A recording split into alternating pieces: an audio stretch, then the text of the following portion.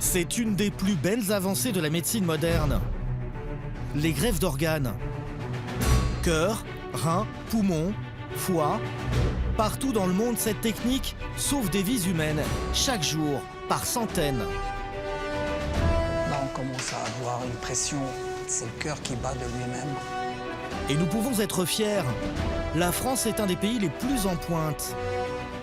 À travers des histoires du quotidien, des histoires humaines, nous avons choisi de montrer à quel point les greffes d'organes peuvent inverser le cours d'une vie. Je t'aime, mon frère. Ah, moi aussi, je t'aime. Voilà. Des histoires bouleversantes, comme celle d'Antoine. Les jours de ce père de famille sont comptés. Son cœur est sur le point de lâcher. Vous vivrez avec sa famille l'attente d'un nouveau cœur. Des moments d'une intensité extrême, quand on sait que les organes disponibles sont plus rares qu'auparavant et qu'il arrive que des malades meurent, faute de donneurs compatibles. Je n'en peux plus. Emmanuelle est une femme gravement atteinte. Son foie est malade. Vous découvrirez la course contre la montre des médecins pour la sauver en suivant le parcours de son nouveau foie. On y va. Du prélèvement sur le donneur jusqu'à la transplantation. Une expérience de vie très forte, avec une opération qui ne laisse pas indemne. C'est vraiment comme une renaissance, on dirait. Allez, de quel côté on va? Vers là? Enfin, nous avons suivi Delphine et Philippe. Ils sont frères et sœurs. Elle vit un enfer, ses reins sont très détériorés. Pour qu'elle retrouve une vie normale, il a accepté de lui donner son rein, car ils sont compatibles. Ça va bien se passer.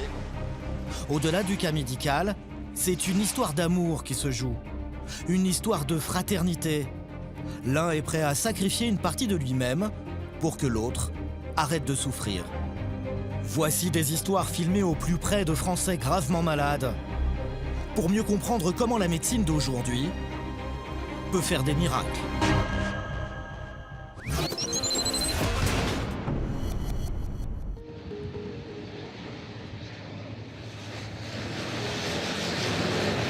Sur le tarmac, une course contre la montre a démarré.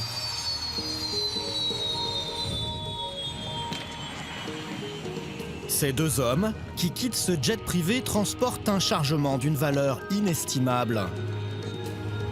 Dans leur sac, un cœur humain conservé dans de la glace. Il vient tout juste d'être prélevé sur une personne décédée à l'autre bout de la France. Ces deux hommes sont chirurgiens et ils n'ont pas une minute à perdre. On a beaucoup de retard, on va essayer de speeder. Ça fait une demi-heure qu'ils attendent. 30 minutes de retard, c'est énorme. Ils devraient déjà être en salle d'opération à l'hôpital Bichat, au nord de Paris. Immédiatement, le docteur Godban donne le feu vert à l'équipe médicale qui l'attend. Elle doit préparer la patiente avant de lui enlever son cœur malade. Allô, Marie? Ouais, c'est juste pour te confirmer, donc là, on arrive. Allez, à tout de suite. Salut. L'équipe est précédée de 2 motards. Chaque minute compte. Si le cœur n'est pas greffé à temps, il sera trop dégradé. Et la patiente risquera le pire. Les dégâts sur le cœur peuvent commencer à apparaître. C'est des minutes qui sont super précieuses puisque le trajet a été un petit peu long. Et chaque fois qu'on peut grignoter quelques secondes ou quelques minutes, elles sont toujours bonnes à prendre. Donc là, vous imaginez bien que s'il n'y avait pas l'escorte, ça serait très problématique au niveau des embouteillages. Cette fois, l'hôpital est proche. Monsieur Nataf, là, on rentre à peine à Bichat. Voilà, tout le monde est prévenu, donc voilà. À tout de suite.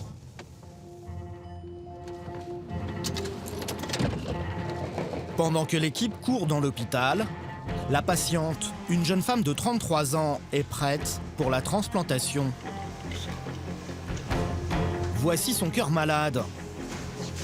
Pour le moment, elle survit grâce à cette machine, une pompe mécanique qui reproduit le fonctionnement du cœur.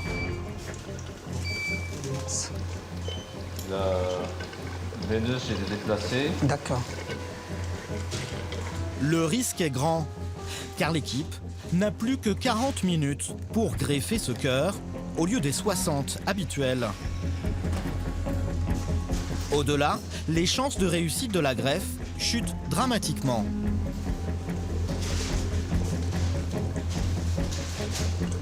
On est dans l'urgence, oui, absolue. Donc là, on commence à atteindre des limites.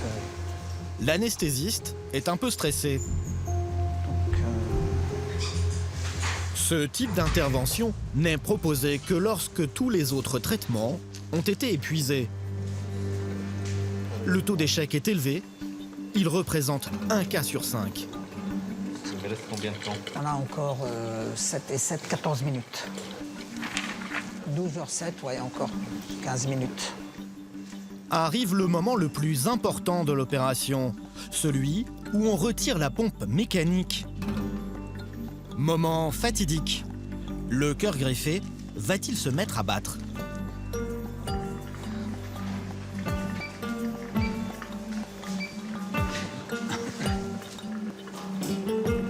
Ça y est, là, il rebat en fait tout seul.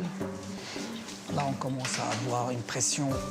Donc, en fait, c'est le cœur qui bat de lui-même. L'opération a réussi. La patiente sortira 4 semaines plus tard. Elle fait désormais partie du club extrêmement restreint des 400 greffés du cœur par an. Ils sont 20 000. 20 000 malades en attente de greffe. Ils ont besoin d'un foie, d'un cœur, d'un poumon ou d'un rein et sont prêts à subir des interventions chirurgicales très délicates où la moindre erreur peut être fatale. Alors là, un souci. Redresser, redresser. Mais en France, le problème vient du manque d'organes disponibles. L'année dernière, seule une personne sur 4 a pu être transplantée, soit 5 000 au total. À titre exceptionnel, les plus grands hôpitaux nous ont ouvert leurs portes. Voici le récit d'une incroyable aventure humaine.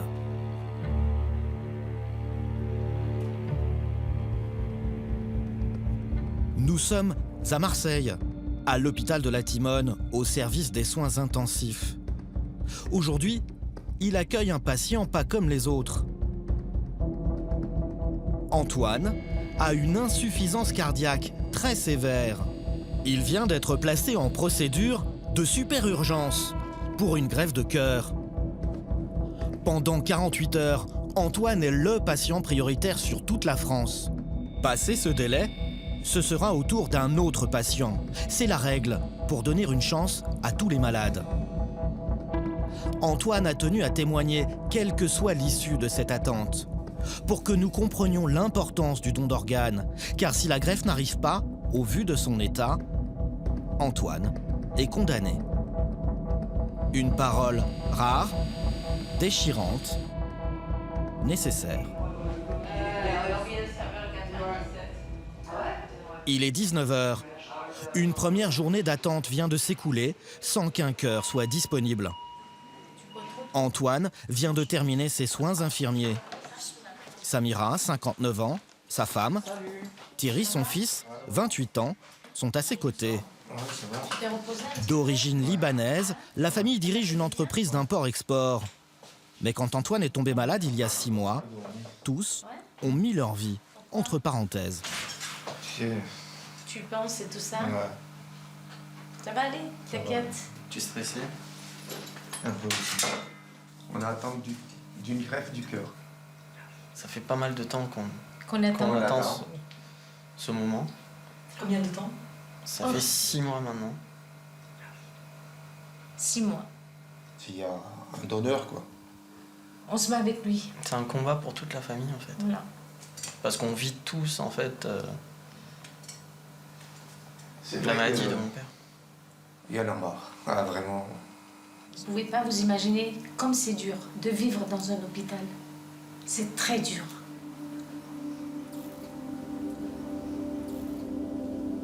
La maladie d'Antoine serait liée à un virus contracté lors d'un déplacement en Afrique.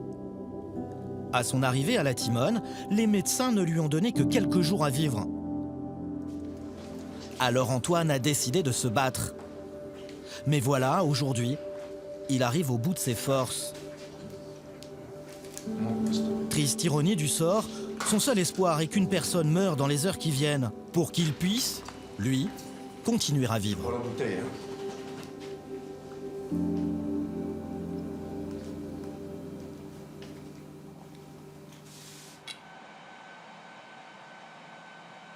C'est vrai que c'est méchant ce qu'on dit, parce qu'on attend un donneur. Le pauvre... C'est difficile de l'accepter? Oui, c'est difficile quand même. Mais c'est comme ça. Oui, C'est vrai que c'est dur, mais c'est ça. Faire un don, c'est ça. Ouais. C'est prendre la vie, reprendre la vie de quelqu'un d'autre. À 22h, Samira et Thierry doivent quitter la chambre On va partir. pour laisser Antoine se reposer. On croise les doigts. À demain. Ok, bonne nuit. Bonne nuit. Tous les trois font comme si, malgré l'état d'Antoine, les retrouvailles du lendemain étaient une évidence. On va se faire ce soir, Thierry. On va souffler. En quel état d'esprit on quitte l'hôpital tous les soirs? Stressé, angoissé, la peur au ventre, de savoir ce qui peut se passer en fait pendant les nuits. Donc, Moi aussi, pareil. Je dormirai pas, c'est clair. Cette nuit, ça va être une nuit blanche encore. Pourquoi? Mais on attend le coup de fil qui nous dit que ça y est, il est parti pour la greffe. On croise les doigts. que ça se termine enfin. Ça va être très dur. Encore une nuit à attendre. Une nuit à espérer.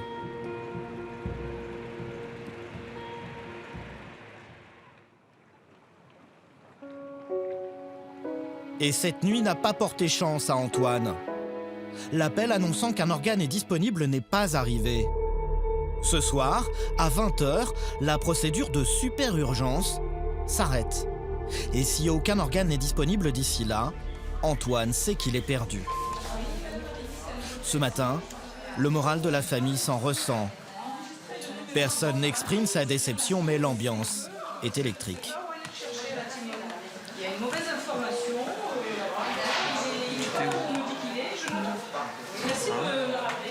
Tu étais où? En bas.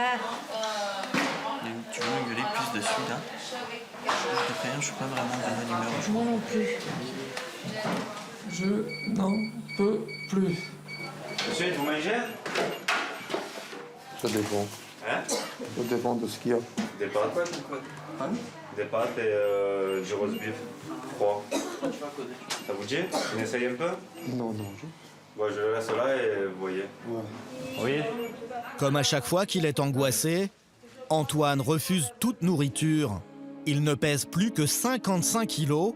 En 6 mois, il a perdu près de 30 kilos.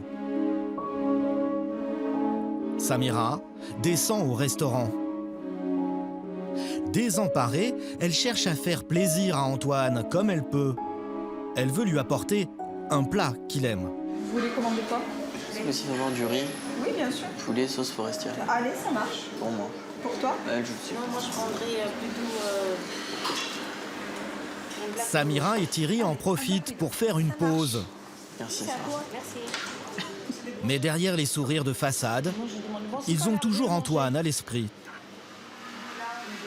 Pour lui, c'est important qu'il nous voit confiants. Parce que si on se met à craquer devant lui, ça veut dire qu'on a des doutes, qu'il va pas s'en sortir.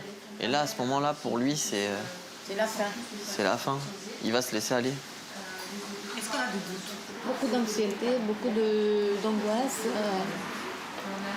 De la peur, de la crainte, de le perdre. De le perdre.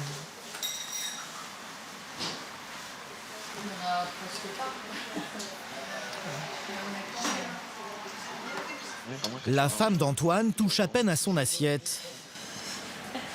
Franchement, parce que papa il va appeler, il faut que j'aille lui donner à manger. Elle retourne très vite à l'hôpital pour tenter de le nourrir. D'accord comme dessert? D'accord comme dessert. Ne prenez pas tout seul à la fois. Ça ira. Il n'y a pas de dessert, monsieur. Il n'y a pas de dessert?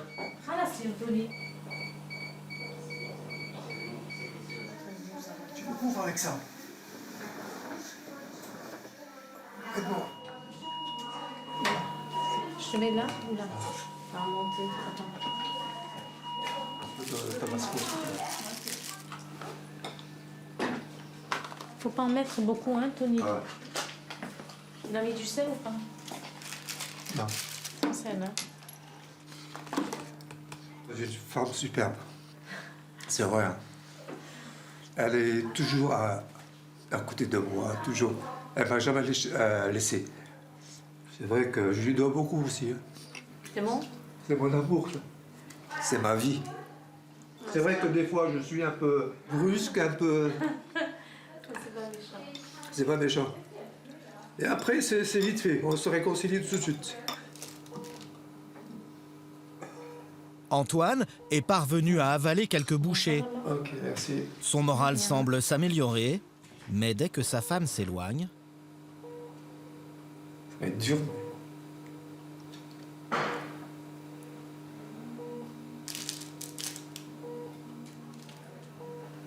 Le problème, c'est d'être seul, quoi. peur de mourir, dans la nuit, seul. La journée passe lentement, une éternité, et toujours aucun appel. Les premières 48 heures se sont écoulées, la procédure de super-urgence est renouvelable une fois. Et vers 20 h, Antoine va bénéficier de ce sursis. Ce sera le dernier, car d'autres receveurs dans le même cas qu'Antoine attendent eux aussi. Est-ce qu'il va tenir le coup? Est-ce qu'il sera encore là? Vous savez, je suis très fort mentalement. C'est vrai, avec tout ce que j'ai subi, tout ce que j'ai... Vraiment... J'ai une belle vue, là. Notre-Dame de la Garde noire. Dame de la Garde qui me protège. C'est vrai en plus. Je prie beaucoup pour elle. Depuis la création de la procédure de super-urgence, en 2007, de nombreuses personnes en attente de greffe vitale parviennent à être sauvées.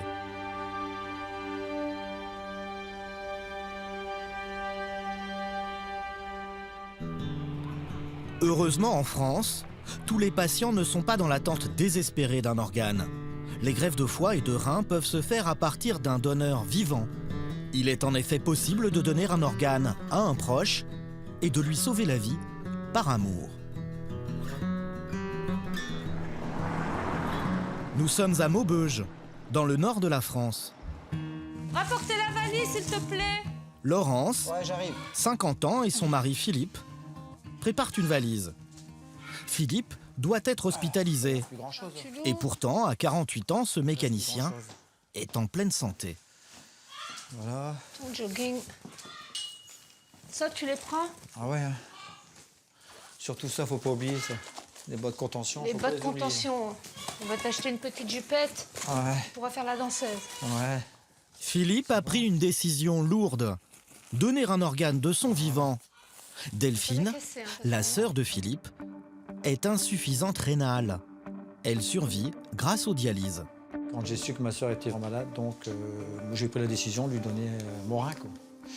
Donc, il a dit tout de suite, on va faire les tests, et puis si je suis compatible, bon, bah, c'est tout, je donne le rein à ma sœur. C'est pas elle qui m'a demandé mon rein, c'est moi qui a décidé. C'est par amour, en fait. Hein. Moi, ma petite sœur, c'est ma petite sœur chérie, donc voilà, quoi. Je vais pas lui sauver sa vie. Et je vais lui donner une nouvelle vie et à y améliorer sa vie. On va dire ça comme ça. Hein. C'est le départ. Une décision rare. L'année dernière, comme Philippe, à peine 400 Français ont offert un rein à leurs proches, alors que plus de 14 000 personnes étaient en attente de greffe rénale. Il vient de te dire au revoir. Bonjour. Ça va, Philippe? On est venu te dire au revoir. Au sein même de la famille de Philippe, la décision fait débat. Aujourd'hui, Jacqueline, sa mère, est venue l'embrasser avant l'opération. Elle est accompagnée de ses beaux-parents, Pierrette et Michel. Une maman, ça reste une maman, et puis J'ai quand même les 2 enfants qui vont rentrer au bloc. Quand j'ai su ça, j'étais contente à la fois parce que je me dis pour Delphine, mais je pense à lui aussi. Ça va aller, hein. Pourquoi ça n'irait pas? Bah oui, mais comme il dit le chirurgien, 90%, et c'est jamais 100%. Les greffes de rein à partir d'un donneur vivant ont un taux de réussite de 90%. Mais Jacqueline, déchirée entre ses 2 enfants, s'inquiète du risque opératoire. C'est un beau geste que tu as fait pour ta sœur? C'est vraiment un beau geste, c'est ce qu'il fait. Ouais. Allez, papa. Ça va aller, hein? La famille est émue. Mais Philippe, lui, reste déterminé. Tout au long de la journée, il a pensé à Delphine, sa sœur malade. Elle vit en Alsace, à 600 km de Maubeuge. Mais le frère et la sœur s'appellent au moins 2 fois par jour.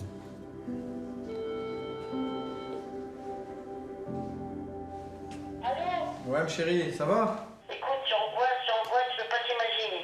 Mais pourquoi t'angoisses? Attends. Aujourd'hui, ça a été, t'es déjà dit, ta santé, ça va, là? Genre, c'est ma dernière à 9h30, là. Ouais. Bon, après, t'en auras plus, c'est bon. Hein. C'est trop beau, ouais. Mon Dieu. Bon, bah, ça va. C'est impeccable, alors. Allez. Gros bisous à Loulou. Ouais, bisous à tout le monde, et puis à demain.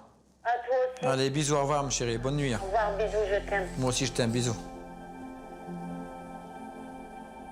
À sa voix, je le sais que je la connais, hein. C'est ma sœur, donc je sais que ça va pas. Mais bon, jamais elle me dira non, ça va pas, ça se passe pas bien aujourd'hui.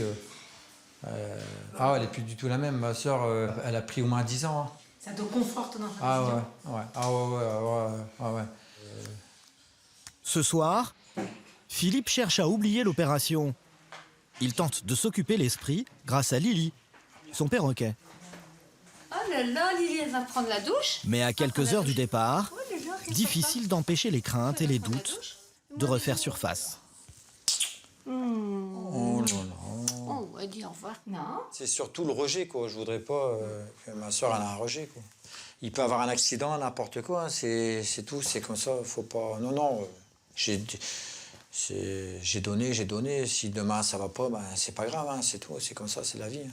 Un truc que j'ai une crainte, c'est comme c'est quelqu'un qui pète la forme, j'ai peur qu'après cette forme-là, il la retrouve plus, quoi. Bah si il n'y a pas de. Bah demain si j'ai un souci avec mon rein, tu me donneras un rein et puis voilà, quoi. Je te donnerai non. un rein. Ouais, je te Donc donne. voilà, c'est tout. Je t'ai déjà offert mon cœur. Ouais, voilà. Je te ferai un rein. Bah, voilà. Demain, ils ont rendez-vous au CHU de Nancy pour la transplantation rénale. Retour à Marseille. Trouver un donneur avec des organes sains est devenu tellement rare qu'à chaque greffe, de gros moyens sont déployés pour réussir. L'agence de biomédecine à Paris vient de prévenir l'hôpital qu'un foie était disponible pour la greffe d'une patiente. Cette fois, le donneur est décédé. Voici le docteur Bollon. Le succès de la greffe va en grande partie dépendre de cette chirurgienne. Elle a la charge de vérifier l'état du greffon. Pour cela, elle doit se rendre sur le lieu du prélèvement en urgence, à des dizaines de kilomètres de là.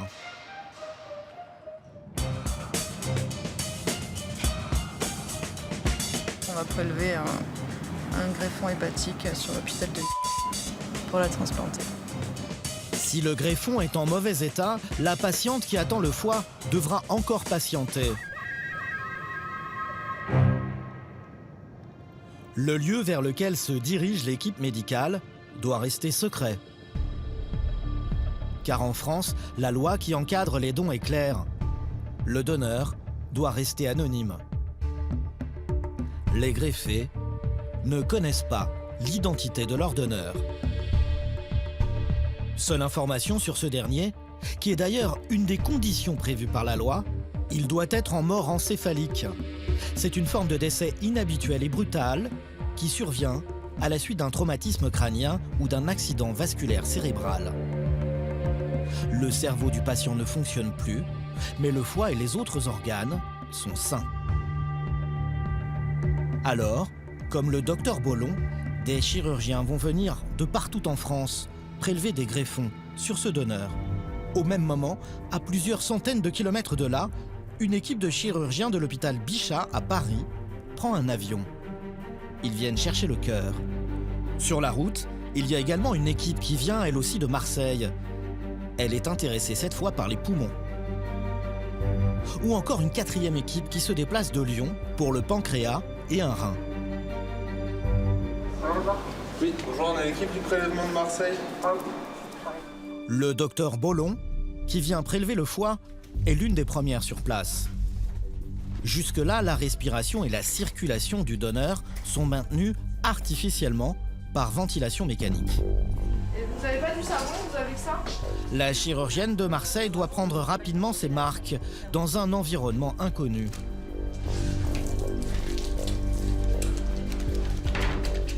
À ce stade, le docteur Bollon n'est pas sûr à 100% de prélever le foie. Même si tous les paramètres envoyés auparavant par cet hôpital présagent d'une greffe correcte, la décision du docteur Bollon se fait après un examen visuel. Elle cherche une anomalie ou une lésion que seul son regard de spécialiste peut déceler. Donc là, on ouvre la vésicule, donc il va y avoir de la bile dedans, d'accord? On va voir à quoi ça ressemble. Le foie est désormais visible. L'enjeu est de taille, si cet organe ne convient pas, la patiente à Marseille n'aura pas sa greffe. Ça, c'est bon. Magnifique. Heureusement, le foie est en bon état. La décision est prise. Allô, oui, bonjour, coordination des prélèvements. Tout à fait, c'est ça. Et il l'accepte. C'est la nouvelle qu'espérait la patiente du docteur Bollon depuis plus d'1 an.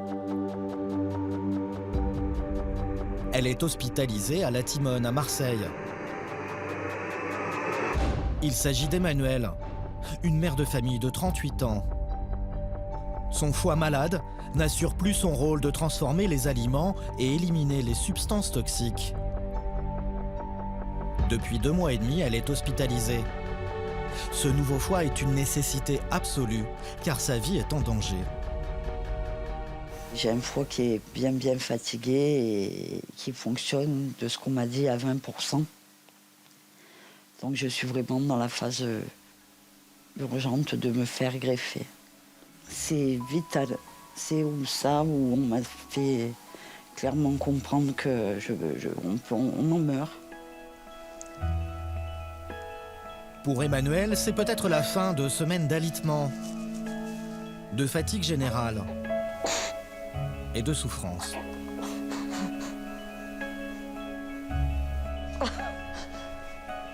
C'est ingérable. Non. C'est le... Là, c'est vraiment le lâcher, quoi. C'est pas la fatigue. Pendant que l'équipe médicale est partie chercher son nouveau foie, Emmanuel descend au bloc. Le professeur Letreut, chef de service, commence l'opération.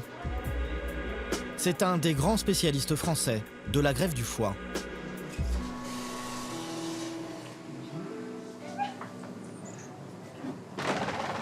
Merci.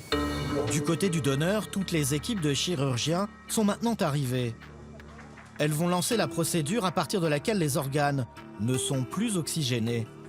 On l'appelle le clampage. C'est la cave. L'aorte, c'est pas encore clampé. Tout se joue à partir du cœur. L'aorte, la plus grosse artère du corps humain, est clampée simultanément au niveau du thorax et de l'abdomen. Clampage aortique. Une sorte de garrot qui permet d'interrompre la circulation du sang. Clampage. On peut appeler Marseille, on peut appeler Bichat, on peut appeler tout le monde.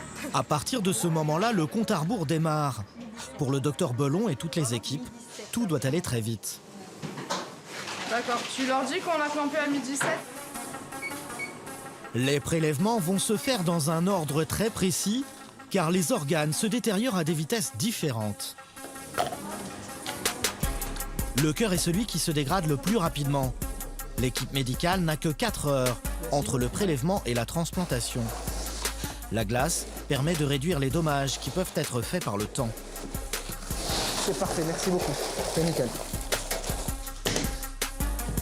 Nous, c'est parfait, on va récupérer... En moins de 20 minutes, l'équipe du cœur s'en va. Suivie de près par l'équipe des poumons. Elle n'a que 6 heures pour effectuer la greffe. Vient le tour du docteur Bollon. Elle peut enfin prélever le foie pour Emmanuel. Comme elle a un peu plus de temps que les autres devant elle, la chirurgienne nettoie l'organe prélevé. À partir du clampage 2017, on a 12 heures pour le vasculariser. Donc.